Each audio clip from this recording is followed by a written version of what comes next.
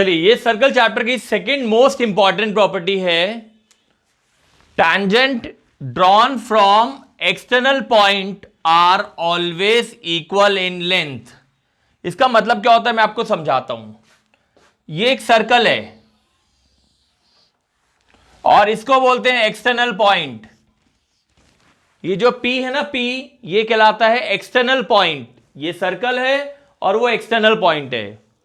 उस external point से मैं मैक्सिमम सिर्फ दो ही टैंजेंट बना सकता हूं। कैसे बना सकता हूं देखो, समझो। ये कहलाता है पहला टैंजेंट PA और ये कहलाता है दूसरा टैंजेंट PB। बस दो ही टैंजेंट बनेंगे। किसी भी सर्कल में एक्सटर्नल पॉइंट से मैक्सिमम दो टैंजेंट बनते हैं। तो ये पहला टैंजेंट PA और ये दूसरा टैंजेंट PB।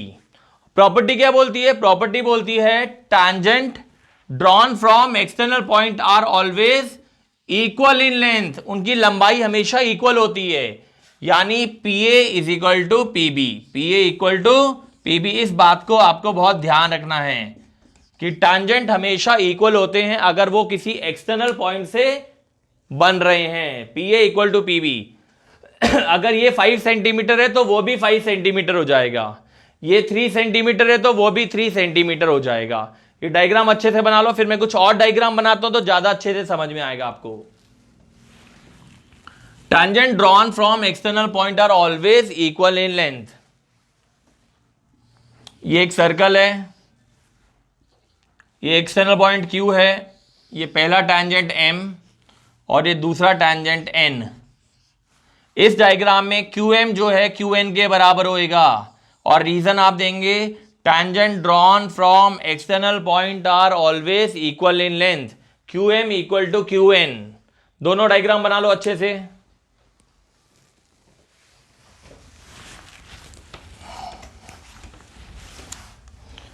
कभी कभी सर्कल ऐसा होता है और एक्सटर्नल पॉइंट नीचे होता है।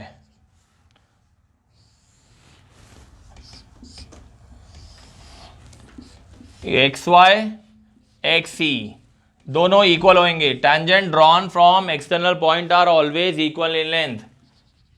Tangent drawn from external point are always equal in length.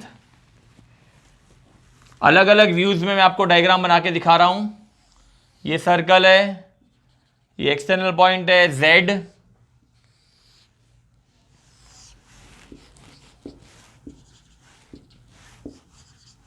ZA equal to ZB। तो आपको सेकेंड प्रॉपर्टी भी बहुत अच्छे से बन जानी चाहिए। Tangent drawn from external point are always equal in length.